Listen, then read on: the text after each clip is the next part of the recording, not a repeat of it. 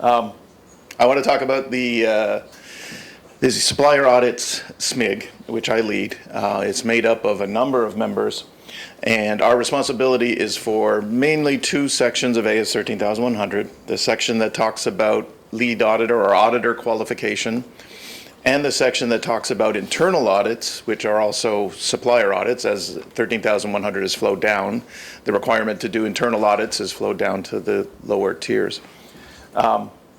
Basically, there are two RMs. Because we are the audit team, we are also responsible for RM13009, which is the self-assessment that I'm sure all of your companies have completed years ago and is the basis for any actions that you have in order to become compliant. We'll talk a little bit about that. And the clarity, I've got it right here. Why do I keep turning? And the self-assessment checklist is something that I'll talk about at the end, but we are radically improving, I think, the self-assessment checklist that exists today.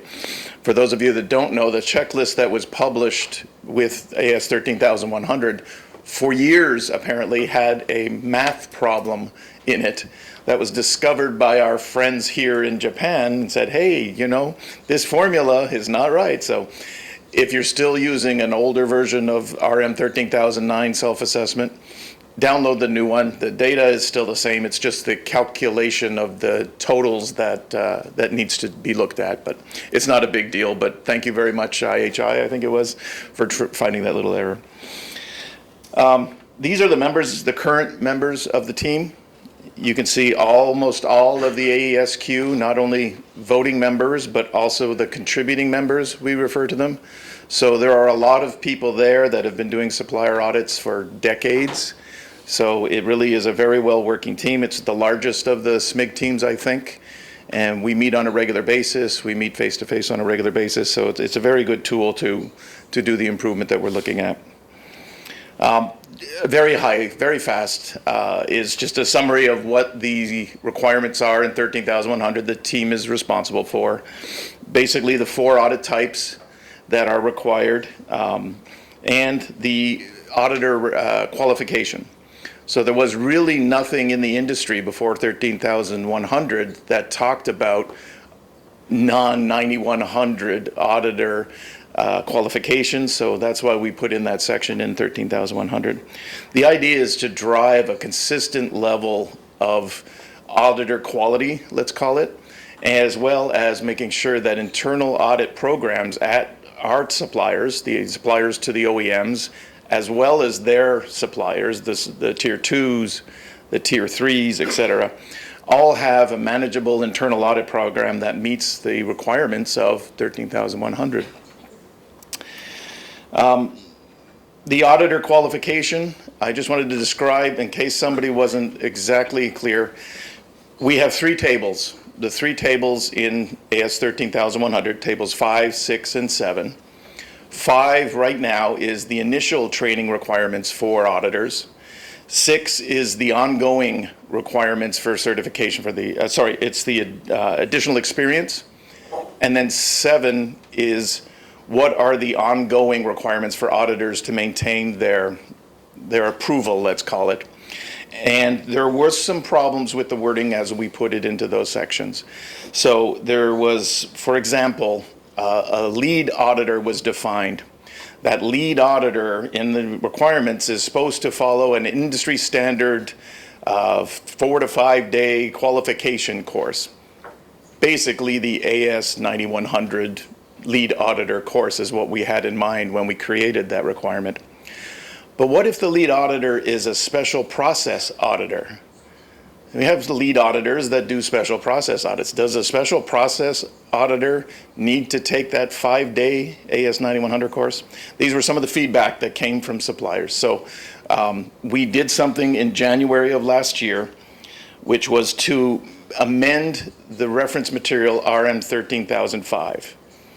Now we're bending the rules a little bit because some of the explanations that we put into RM13005, some of the exclusions sort of changed the actual hard requirement in 13,100, and that's not supposed to happen in a reference material document.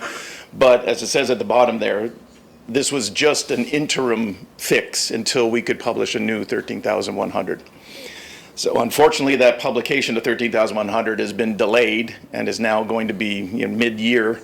But for now, please make sure that you're looking at the RM13005. We, the customers, have agreed that even though there is something in 13,100 that says that special process auditor needs to go on the 5-day course, we're not going to enforce it. We've all agreed that, this was a mistake and we're not going to enforce it. So make sure you're reading that. The fix in the current draft, which isn't formal yet, which isn't final, but the fix for this is we changed the 3 tables from being about the different stages of training. We've changed those now to be the 3 different types of auditors. So table 5 is now the requirements, all the requirements for quality systems auditors.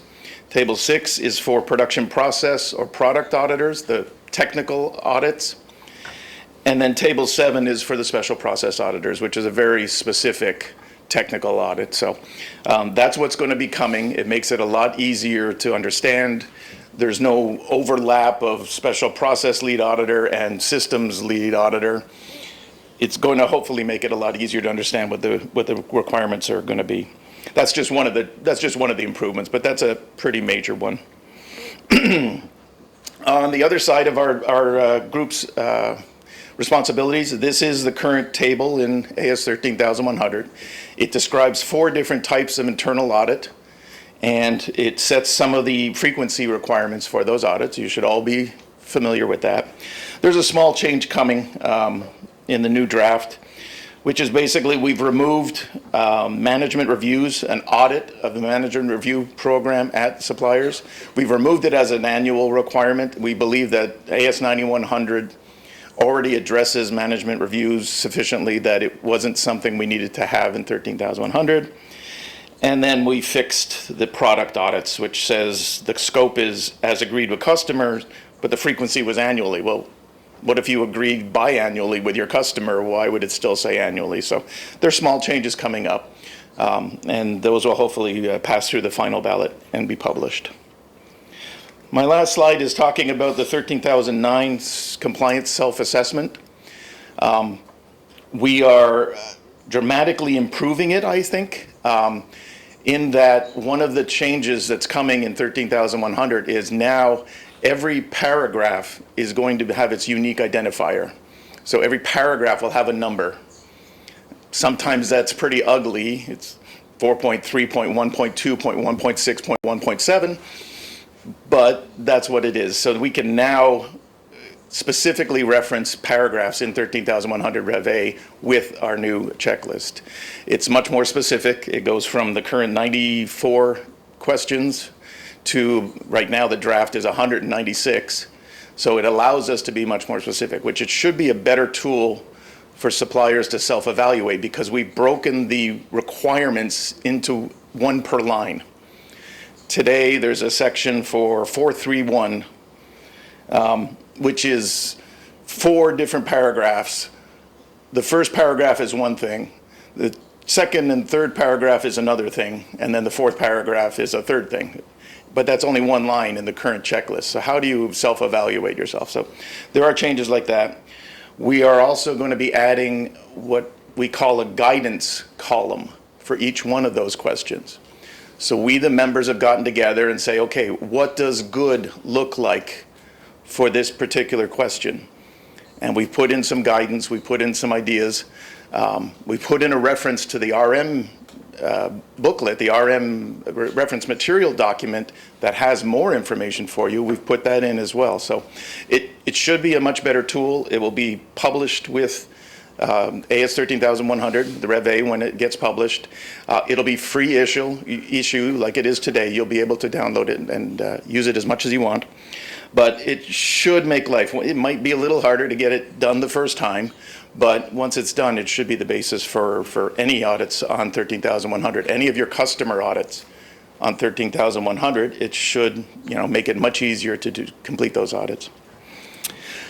Later on, you're going to hear about how to get in touch with us, how to interact with us. This team has a very active, It's a pretty active LinkedIn website. We also have a specific FAQ section on the AESQ website. So you can go there and look for supplier audit questions and answers. Those links will be shown to you later on at the end. I didn't put them in here, so. That's it for me. Now we have what we call Team GE. When, who? Shoo, there you are, okay. And Gaurav? Lunchtime. Almost lunchtime. Just before lunchtime, so that advances it. Huh? All right.